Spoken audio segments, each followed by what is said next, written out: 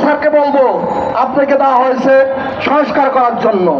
জাতীয় কোনো ইস্যুতে আপনি না করাতে পারবেন না। হাসিনার কাছে যে পথের সকল ফ্যাসিস্ট যাবে সে পথে এই ফ্যাসিস্টদেরকে বাংলাদেশ থেকে উৎখাত করানো হয়, তাহলে জুলাই বিপ্লবের মাধ্যমে 1450 ছাত্র জনতা প্রাণ দিয়েছে, অর্জন আমাদেরকে দেখিয়ে দিয়েছে, সেই অর্জন বিফলে যাবে এবং লক্ষ লক্ষ ভাই এবং বন্ধুরা যারা আহত হয়েছে তাদের রক্তের সাথে গদ্দারি হবে।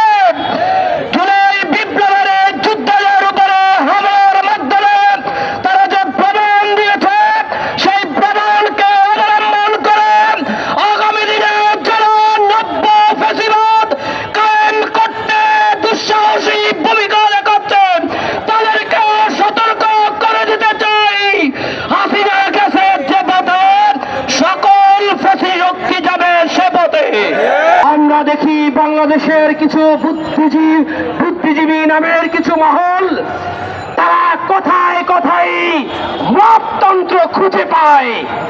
আমি তাদেরকে প্রশ্ন রাখতে চাই, গত 16 বছর আপনাদের এই মততন্ত্র কোথায় ছিল? আমরা তো প্রশাসনের প্রতি আস্থা রাখতে পারি না, তারা গত 10 মাসে আওয়ামী লীগকে নির্মূল করতে পারে নাই।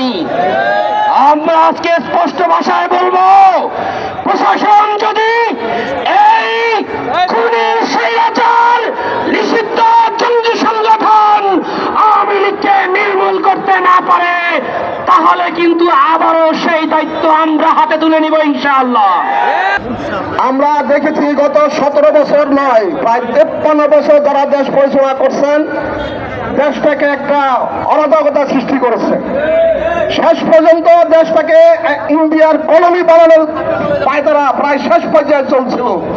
সেই সময় এই দেশের সুসন্তান ছাত্র জনতা যারা বুকে রক্ত, তাদের মৃত্যুর হুঁকি নিয়ে এই পেশিবাদী সরকারকে তাদেরকে এই দেশ থেকে তাড়াইতে বাধ্য হয়েছে।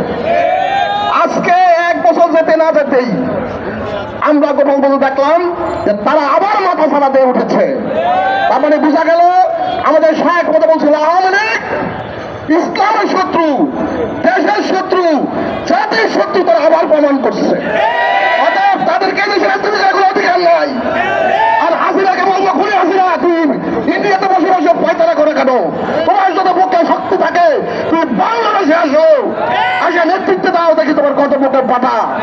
অতএব তোমাকে সাবধান করে দিচ্ছি, এদেশের জনগণ এখনো ঘরে বেড়ে নাই, এদেশের রক্ত এখনো শোকায় নাই, তোমাদেরকেও মৃত্যুবরণ হবে ইনশাল্লাহ। প্রশাসনকে বলবো, গতকালকে যে ঘটনা ঘটছে, গত পরশুদিন তোমরা ঘুরাইছিল এই দেশের নাগরিকের রক্তের কিনা পোশাক তোমাদের গায়ে, আর তোমরা পেশিবাদেরকে সহযোগিতা করো।